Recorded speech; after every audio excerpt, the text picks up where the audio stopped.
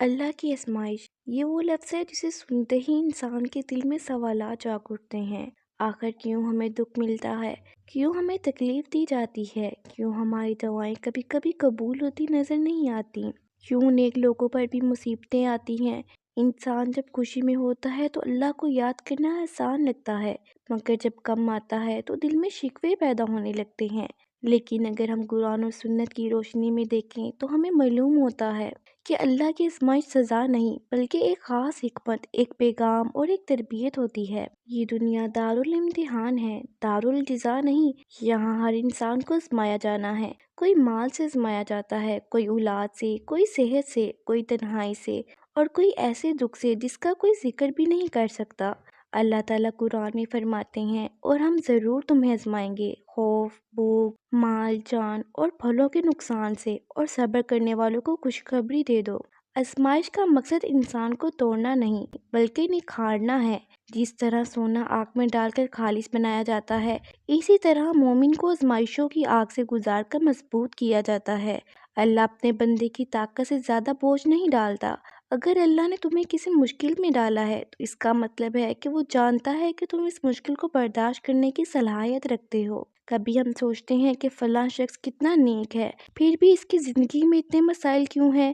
یاد رکھیے، سب سے زیادہ آزمائشیں انبیاء علیہ السلام پر آئیں۔ حضرت ایوب علیہ السلام کو بیماری ملی، حضرت یوسف علیہ السلام کو قید، حضرت نوح علیہ السلام کو قوم کی مخالفت، حضرت موسیٰ علیہ السلام کو خوف اور ہجرت، اور ہمارے پیارے نبی صلی اللہ علیہ وسلم کو طائف کی وادی میں پتھر۔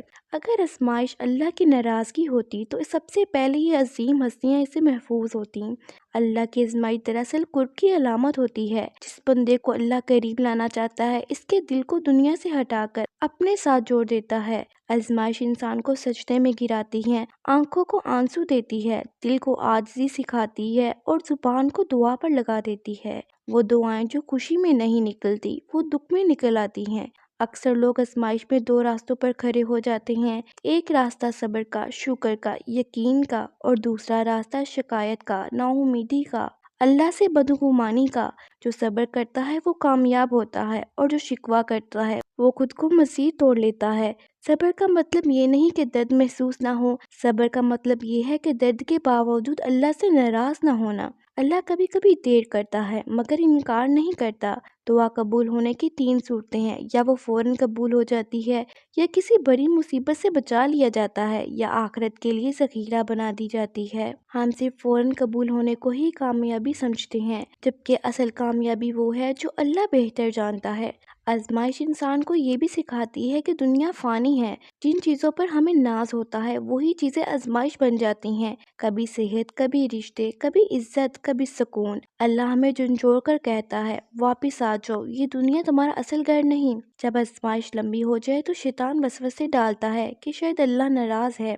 یاد رکھیں، اللہ جسے ناراض ہو کر چھوڑ دے، اسے آزمائش نہیں بلکہ غفلت دے دیتا ہے۔ آزمائش تو اس بات کی علامت ہے کہ اللہ تمہیں بھولا نہیں ہے۔ ہر آنسو جو اللہ کے خوف یا درد میں گرتا ہے وہ ضائع نہیں ہوتا۔ ہر رات کی تنہائی، ہر بے آواز سسکی، ہر ٹوٹا ہوا دل، اللہ سب دیکھ رہا ہے۔